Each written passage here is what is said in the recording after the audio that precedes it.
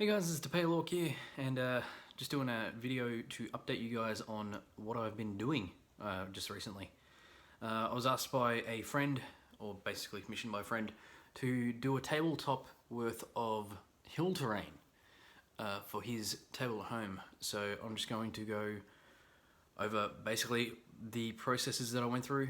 I've got some pictures, I didn't do too much, so this isn't a massive on like how-to video, but this is showcasing a lot of the stuff that I've already covered in the flocking methods and that, and then I can just explain without, because everyone's done hills and all that kind of stuff. Everything I'm doing on this channel is pretty much repeating something that may or may not be somewhere else, and hopefully you guys can use it as a resource. But yeah, well, hopefully you guys find it useful, and yeah, let's get into the video. So this is the table worth of terrain in its entirety, minus the trees in the top left, because they're from my snow themed table, but I wanted to show you those anyway. So let's break down what we have here in each piece and basically what I did to achieve it. So to break down what's here, we have long hill, multi-leveled, some medium-sized hills, a larger hill, some smaller hills that taper off, so they've got a bit of an slope up. Some very small hills that don't do a whole lot, but with a little bit of a step. If nothing else, these can be a terrain feature with the addition of something like trees. They can work really well. And a small amount of just rocky sections that I can have either as a standalone thing, have them scattered wherever you want. As you can see, they're like line of sight blocking, so you can use it as something like for that. Or they can add more levels and variation to the already existing terrain, which is why I haven't put them on bases, so that they can all kind of stack onto each other wherever you can. And I've also got a bunker to finish it off. This is my first attempt at making a bunker since I've been like early high school, and I'm pretty happy with how it turned out, but I definitely know what not to do now. And you can see here, it kind of just adding to it, throwing it on another piece of terrain.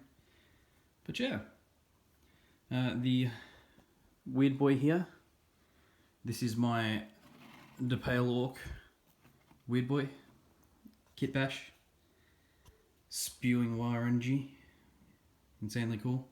Super happy with how this guy turned out, just as a side note. But he's here as a size comparison. So he's on a 40mm base with a couple of layers of cork. So he stands quite large. So if you're a normal sized marine or guard or orc or eldar, these terrain pieces here, you're going to be completely hidden. So just massively line of sight blocking is basically what I was going for with it. So just as a size comparison, he's on a 40, so you'd fit a couple of 40s in here, but you'd fit about three 25s across quite comfortably.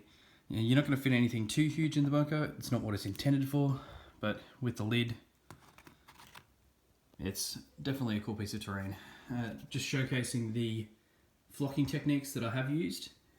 This is the wood cat litter method that I've done in other videos, along with the foam.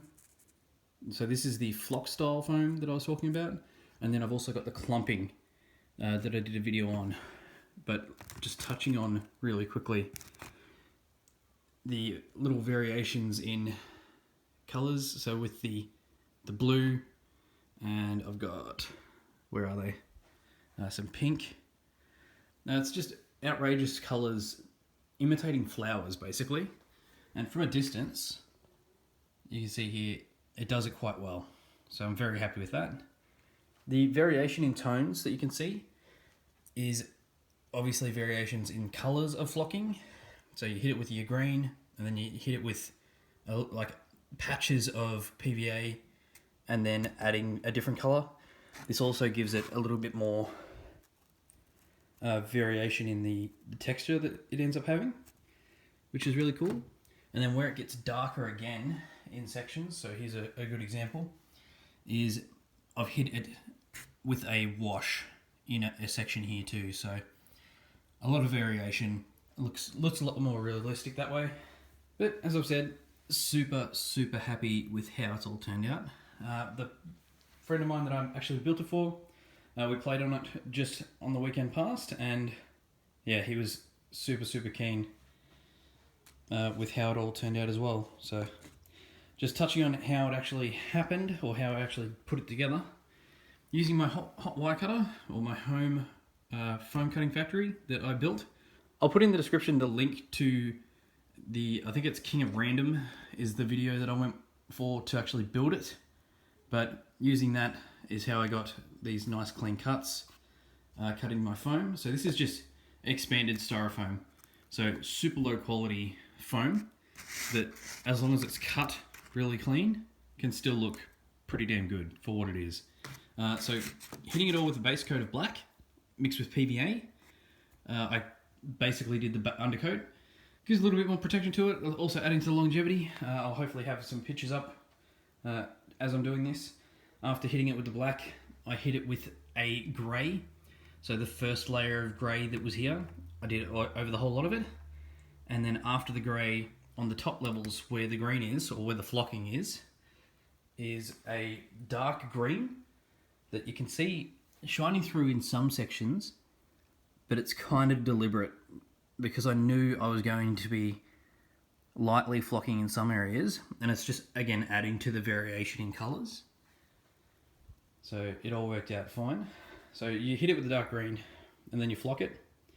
After you flocked it, you basically flock it again in the sections, as I've done, adding the variations in the colours. And then after you hit all the grey with a wash, I've made a wash out of brown paint, brown acrylic paint. So 1 part paint, 10 parts water, and a couple of dobs of dishwashing detergent. It's super basic brown wash, just adding some earthy tones to it, and then hitting it all with varying colours or varying tones of grey, dry brushing, getting lighter and lighter as you do it. So this is 3 levels of dry brushing over the grey after a wash. And while I was doing the wash is when I did the washing on the tops. And that's how that came out the way that it is now. If you wanted to, a lot of people hit it with a white. I didn't end up doing it. I was quite happy with how it ended up. But touching on the trees just as a final thing. So one of the things that always shits me off is how expensive model trees are normally. These are the Christmas trees that you see popping up around Christmas time, and these are like $4, $5 a tree. But you wait for them to go on clearance, and I picked these guys up for $1.50 each. The big problem you usually have with these is this stuff that they're using is snow. Falls off very easily. I've actually hit these with a whole lot of gloss clear coat, and hit it with some white spray paint as well, just to add a little bit more of the white to them. So you can see it's still a little bit loose, shakes stuff off a bit, but otherwise perfect for what I want to do. And they already come like pre-based. I don't really need to do anything to that. It's a tree. It blocks terrain. It just adds another feature to the table. But yeah, super happy with the terrain, and I hope you guys enjoy it. If you want to see more stuff from me, like, share, subscribe, hit the bell for notifications, and I will see you guys in the next video. Thanks, guys.